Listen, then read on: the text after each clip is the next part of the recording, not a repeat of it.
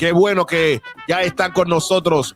Nos preparamos para recibir ya. Son las 7:10 tempranito a nuestro primer invitado de la mañana. Óigame, te pregunto, ¿entiendes lo que lees? Cuando lees la Biblia, ¿entiendes lo que lees? Posiblemente te pasa como a mí, que hay porciones que no las entiendo. Pero qué bueno es tener con nosotros a alguien que nos puede ayudar para que podamos entender las escrituras. Él es el pastor y doctor Ildefonso Caraballo Sánchez. Óigame, profesor del Seminario Teológico de Puerto Rico, profesor también de la Universidad Teológica del Caribe.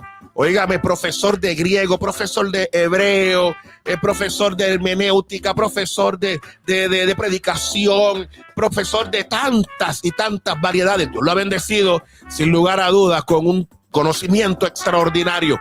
Es parte de la familia de Tertu Hablemos.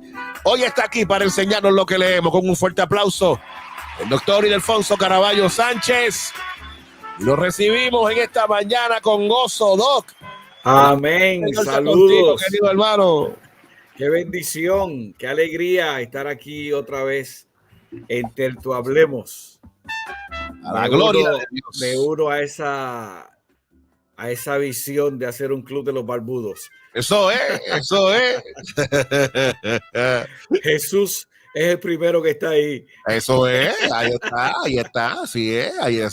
Jesús, el del Nuevo Testamento. Sí, no, yo lo sé. Y los dos también. Estamos los dos. Interesante, ¿no? Los análisis culturales que hacemos. Tal vez nos asombraríamos. Y pudiera ser este pastor que tenía barba. Es casi que no probable. Es casi. O sea, allí no había Gillette. No había Gillette. No. O sea, hay un elemento cultural. Claro. Que no podemos despegarlo del Nuevo Testamento. O sea, lo que iba a decir es que nos asombraría tal vez tener a los 12 discípulos sentados en nuestra iglesia. Totalmente. Por lo menos 10 de ellos, a menos que hubiese algún lampiño, que lo ha habido siempre en la historia de la humanidad, pero la barba era parte del atuendo, de la cultura, tanto del Antiguo como del Nuevo Testamento. Así mismo es. Seguramente Abraham tuvo barba también. Y quién sabe Moisés, porque era parte de la sociedad en el área desértica, tanto para el frío como para el calor. Protege la piel, la barba. Así que nada, saludos y bendiciones, una alegría estar aquí. Felicidades a todos nuestros hermanos en esta época de Navidad. Una nota, pastor, no sé si conoces que la pastora Wanda Irizarry, su esposo Jesús O'Farrill, ellos son pastores en Río Piedras. Ella es la supervisora, obispo de distrito de Río Piedras. Su mamá partió con el Señor.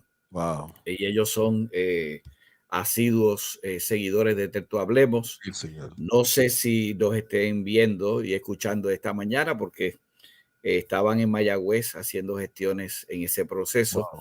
Pero mi cariño y nuestro aprecio, ¿verdad? Nuestro abrazo para ellos. Tertu Hablemos, para esta familia querida en esta mañana. Vamos Oye, pastor, aprovecho para felicitarles por la semana pastoral, por la semana de la familia pastoral. Amén, muchas gracias. Qué bueno que el Señor, en su gracia, ha permitido que se esté celebrando estos momentos tan lindos, estos momentos tan hermosos en la vida de la familia pastoral. Pido a Dios que sea un derroche de bendiciones y que ciertamente ustedes puedan sentir a través del cariño de la iglesia como Dios en su gracia les pastorea a ustedes también, que pastorean a su grey. Muchas que así gracias. Permite el Señor que así sea. Y de parte de Tertu Hablemos, que el Señor te continúe bendiciendo a ti, a toda tu linda familia, hermano mío, que son gente que amamos y respetamos y honramos a Dios por la vida de ustedes. Que el Señor les continúe bendiciendo abundantemente. Muchas gracias y gracias a Tabernáculo de Fe por su cariño y su aprecio. Anoche estábamos dedicando la actividad a nuestros hijos. El viernes está dedicada a Maribel y el domingo está dedicada a toda la familia en conjunto, porque definitivamente que la ayuda del Señor y la ayuda de nuestra familia es vital en estos procesos, ¿verdad?, del liderato ministerial y liderato pastoral y todas las vertientes, todos los caminos por los que Dios nos lleva. Así que a Dios sea la gloria y la honra. Tengo ya la pantalla Sí, compartida. ahí está. Muy bien. ¿Entiendes lo que lees? ¿Entiendes lo que lees? Es impresionante. Yo meditaba esta mañana en estas experiencias que ya están a punto de cumplir 2 meses, que Dios me permite compartir con ustedes. La riqueza que hemos visto en este pasaje del Nuevo Testamento. Impresionante lo que podemos extraer haciendo un correcto análisis de la escritura. Definitivamente que usted va a ser sabio cuando usted predique sobre este pasaje, pues no puede en una predicación tal vez incluir toda esta información.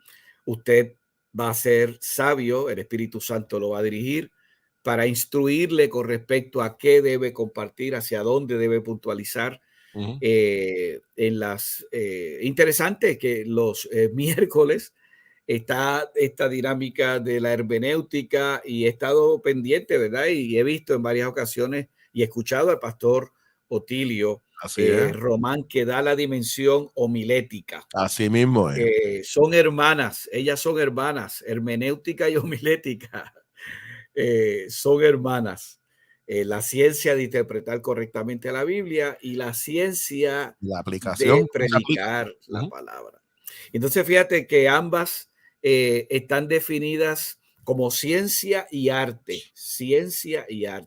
porque hay unos elementos de conocimiento, hay unas técnicas que usted debe tener en cuenta cuando predica y cuando interpreta la Biblia, pero hay unas capacidades que Dios le ha dado.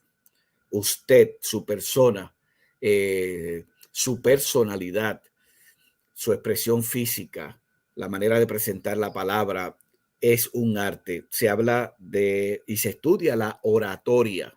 La oratoria tal vez es la parte más artística, por así decir, de una predicación, donde hay unos elementos de hablar en público que usted tiene que tener en mente y que tiene que considerar cuando se pone de pie frente a la congregación. Así que disfrutando esta experiencia de entender lo que leemos, que es importante, y confiamos que hoy podamos dar un vistazo a esa experiencia. A manera de resumen, estamos mirando estos elementos, estas claves con relación a la persona del etíope.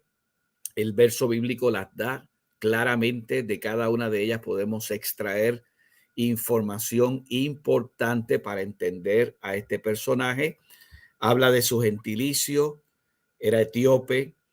Explicamos claramente de que no es necesariamente la región de Etiopía, como está presentada en un mapa actual, y tocamos la base de la importancia de la geografía bíblica. Aquí este es el mapa que compartimos, dándonos una idea, porque también en ocasiones nosotros hablamos de lugares bíblicos y de escenarios de los cuales estamos ajenos, y nos da una idea de la dimensión de dónde estaban los personajes. En este caso, estamos hablando de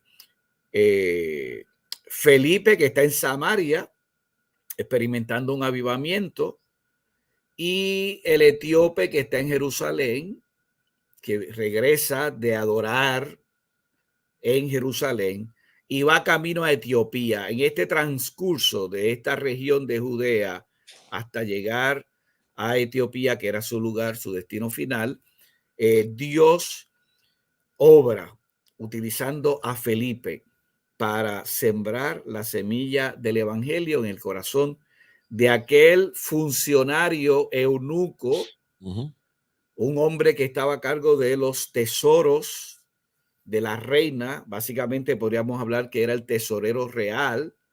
Vamos a mirar aquí algunos detalles de esta posición que tenía el etíope, una posición de confianza, una posición de responsabilidad. Básicamente era lo que hoy se consideraría en algunos países el ministro de Finanzas. En Puerto Rico se le llama secretario de Hacienda. Así que es una persona clave, de una posición de confianza y de responsabilidad. Así que no estamos hablando de cualquier persona. El otro elemento es que viene de Jerusalén para adorar. O sea, viene de Jerusalén, ha estado adorando a Dios en Jerusalén. Y aquí hay una característica, este etíope tiene tanto que enseñarnos, además de esta experiencia de la hermenéutica y de entender lo que Dios nos habla a través de su palabra. Fíjate que veo a un hombre que no era conformista, una persona que no era conformista. Él pudo haberse quedado allá en Etiopía y desde Etiopía adorar la expresión de la experiencia religiosa judía, a pesar de que reconoce a Jerusalén como un lugar importantísimo, permite que puedas adorar en otro lugar, en otra región geográfica. Pero él dijo, no, yo quiero ir a Jerusalén. No se habla de qué fiesta o qué motivo lo había llevado a Jerusalén, pero definitivamente que debemos entender que este hombre estaba en Jerusalén. Bueno, el verso bíblico dice que para adorar. Así que de alguna manera, en alguna fiesta, en alguna experiencia de las muchas que se celebran en Jerusalén, él había llegado allí.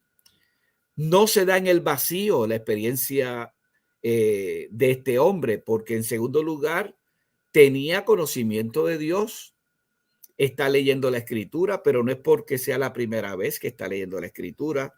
Hay una piedad, hay un acercamiento a la divinidad en ese elemento de llegar hasta Jerusalén. Vimos el mapa y usted lo puede repasar de la distancia geográfica que hay entre un lugar y otro. Así que el hombre venció las limitaciones que tenía en el camino. Ahí está el tercer punto. Recuerden que es eunuco. Así que es eunuco y es etíope. Así que tiene dos razones particulares para permanecer en lo que se conoce como el patio de los gentiles. El templo del Nuevo Testamento. Esto no ocurre en el templo del Antiguo Testamento, pero el templo del Nuevo Testamento tenía un área externa que se llamaba el patio de los gentiles. Hasta ese punto los gentiles podían llegar. Así que eso no lo limita a él de llegar al lugar de adoración. Por el análisis humano no tenía acceso a las promesas de Israel, pero Dios lo lleva a tener un encuentro con el evangelio, con la buena nueva. Y aquí esta parte del análisis hermenéutico nos pone delante de un tema que siempre ha causado controversia en la vida de la iglesia. ¿Hasta qué punto nuestros sistemas se pueden convertir en sistemas legalistas en el correcto sentido de la palabra? Los judíos que impedían que los gentiles se acercaran al templo, que tenían una serie de reglas y de señalamientos que impedían que pudieran disfrutar de las promesas que Dios tenía para ellos. Yo quiero afirmar, lo he hecho en otros momentos, que Dios es el Dios de las naciones. Gloria a Dios. Y esto no es solamente en el Nuevo Testamento, desde el libro, los Salmos proclaman que las naciones adorarán a Dios. Los profetas, afirmando su nacionalidad judía, tuvieron una visión del Dios que iba a alcanzar a las naciones. La historia de Jonás es un ejemplo en el Antiguo Testamento del Dios, de Dios que le interesan los asirios, el Dios que le interesa a Nínive, que envía a su profeta para que le proclame un mensaje. Así que, ¿hasta qué punto? Y aquí hay otro elemento que, bueno, hay un elemento más adelante que quiero compartir con esa línea. Así que regreso en unos minutos a ese punto. Podemos suponer que había ido a Jerusalén el etíope para disfrutar una de las grandes fiestas. No se da el detalle de cuál fiesta. En calidad de prosélito o temeroso de Dios. Estas son dos categorías que están relacionadas, que se usan en el Nuevo Testamento. De Hechos, capítulo 2, tenemos la idea de que estas fiestas reunían judíos y gentiles que llegaban a Jerusalén para celebrar las fiestas. Hechos capítulo 2, el verso 10, dentro del listado que se da de las naciones que estaban representadas allí el día de Pentecostés en Jerusalén, el verso 10 dice que están los de Frigia, los de Panfilia, los de Egipto y los de las regiones de África que están más allá de Cirene. También están los romanos que viven aquí, tanto judíos como prosélitos. Básicamente el prosélito era un gentil converso al judaísmo que había aceptado la fe judía con unas limitaciones, otra vez, porque ellos habían construido un sistema que establecía unas limitaciones. El otro temeroso de Dios, bastante conocido en el libro de Hechos, es Cornelio. Cornelio. Aquí se le describe temeroso de Dios, piadoso y temeroso de Dios. Eran gentiles que habían aceptado al Dios de los judíos. En el concepto de la sinagoga podían participar de la sinagoga. Recuerden que las sinagogas estaban distribuidas en diferentes regiones, donde habían por lo menos 10 judíos. Lamentablemente en aquel contexto, 10 judíos varones, se podía establecer una sinagoga y allí tenían su lugar de adoración, la lectura de la Torá, la reflexión del mensaje de la Torá, y tenían lo que no es necesariamente totalmente parecido al culto de la iglesia, pero tenían su expresión religiosa para acercarse al Dios al que ellos le servían. Esta es la expresión que yo quiero señalar en este instante, porque me parece que tiene un mensaje poderoso. Me moví. Ok. Aquí tenemos un etíope que va a adorar a un templo al que no lo dejan entrar. Qué interesante. Se mueve desde Etiopía, recorre larga distancia para llegar a Jerusalén y no lo dejan entrar.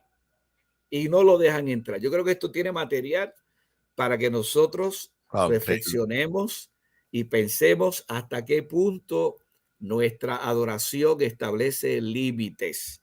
Tú sí, tú no.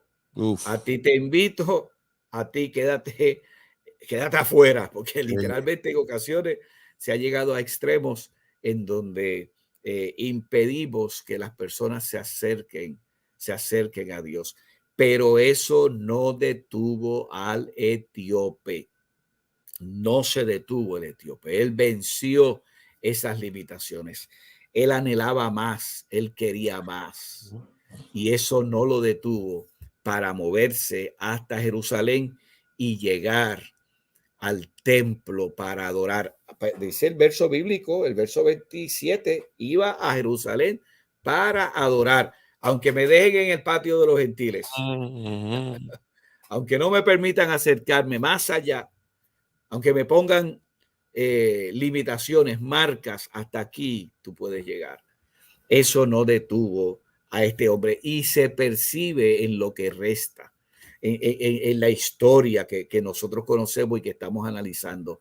Aquí hay un hombre sensible a la palabra, sensible a Dios, sensible a una relación personal con Dios. Hay un terreno fértil en ese etíope y yo creo que nosotros debemos tener el discernimiento de reconocer terrenos fértiles, corazones hambrientos por conocer más de la palabra de Dios. Y allí Dios te va a llevar para que seas el instrumento de bendecir a esa persona. Ese es el verso 29 A mí me gusta, una de las maneras que yo veo el libro de Hechos es analizándolo desde la perspectiva de la dirección del Espíritu Santo a esa iglesia, a esos líderes. La iglesia de Hechos es una iglesia dirigida por el Espíritu Santo. Estamos de acuerdo. Así debe ser nuestra iglesia en el Totalmente. tiempo contemporáneo, siglo XXI. En esta experiencia de Felipe, primero un ángel lo dirige, y ahora el verso 29, y examinaba algunos comentarios y señalaban el énfasis. Ya no es el ángel el que dirige a Felipe, ahora es el mismo Espíritu Santo.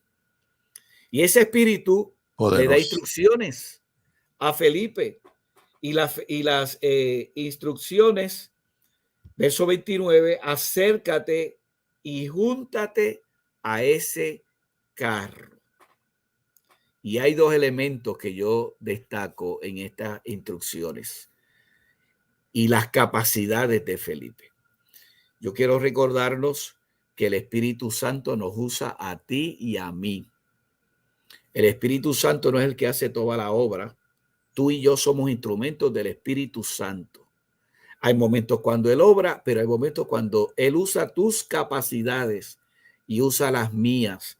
Hay un elemento y una relación divino-humana, humana-divina, espiritual, porque el Espíritu le dice a Felipe, acércate al carro, pero Felipe usa las capacidades que tiene en dos elementos que yo quiero destacar en esta mañana.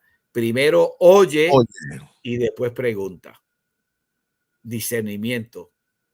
Identifica terrenos fértiles. Oye y pregunta. Excelente. Oye, ¿qué oyó Felipe? Oyó a este caballero que estaba leyendo en voz alta lo que nosotros posteriormente sabemos en el análisis de la hermenéutica, ¿verdad? Que es una cita de Isaías capítulo 53, versos 7 al 8. Él no podía comprender a quién aludía su lectura, de quién se estaba hablando en ese pasaje bíblico. Aquí hay un elemento interesante, Jesús, que tenemos que mantener en el contexto. O sea, este hombre viene de Jerusalén, viene de una fiesta en Jerusalén, viene de multitudes. La noticia de la muerte de Jesús está fresca, está reciente todavía en los oídos, en la mente, en la conversación de las personas que viven allí en Jerusalén. Añádale a esto que Esteban recientemente murió también. O sea, hay dos elementos de muerte que han sacudido la ciudad de Jerusalén. El de Esteban está mucho más reciente que el de Jesús. Este hombre tiene que haber escuchado, debe haber escuchado. La gente comenta, la gente habla de lo que ha pasado, de lo que pasó hace unos meses atrás de la muerte de Jesús, lo que ocurrió hace unos meses, unas semanas atrás con la muerte de Esteban.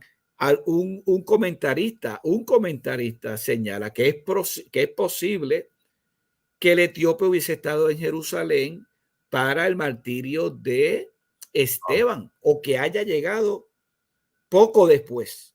Ya con la noticia ahí fresquecita, todavía la gente entendiendo la muerte de Esteban. Recuerde y analice y repase otra vez el libro de los Hechos para que vea que este capítulo 8 comienza con la persecución de Saulo. El capítulo 7 relata la muerte de Esteban, el ministerio, el mensaje y la muerte de Esteban. Así que el pasaje bíblico no está claro. Isaías 53 no está claro en la mente del etíope. Entonces pregunta Jesús, llegamos a la pregunta del etíope. Aquí está el griego del Nuevo Testamento. Aquí está la transliteración. La transliteración le va a ayudar a que usted tartamudee un rato aquí con el griego. Hará, aquí, hará, Hará, ajá. Hará, ginos, Ginoscase. Muy bien. Ginoscase. Muy bien. Aquí tiene un espíritu rudo, por eso la pronunciación de ja. Muy bien, Jesús, muy bien. Sí, tío, me Y queda algo, ¿viste? Que me queda. no, queda un montón. Muy bien. Vea, leyendo griego, el Buen negrito. repaso, buen repaso. Y entonces, este punto y coma en griego significa el signo de interrogación. Es interesante. El punto y coma en griego, por eso la pregunta. Aquí está la pregunta. Y qué interesante, Jesús.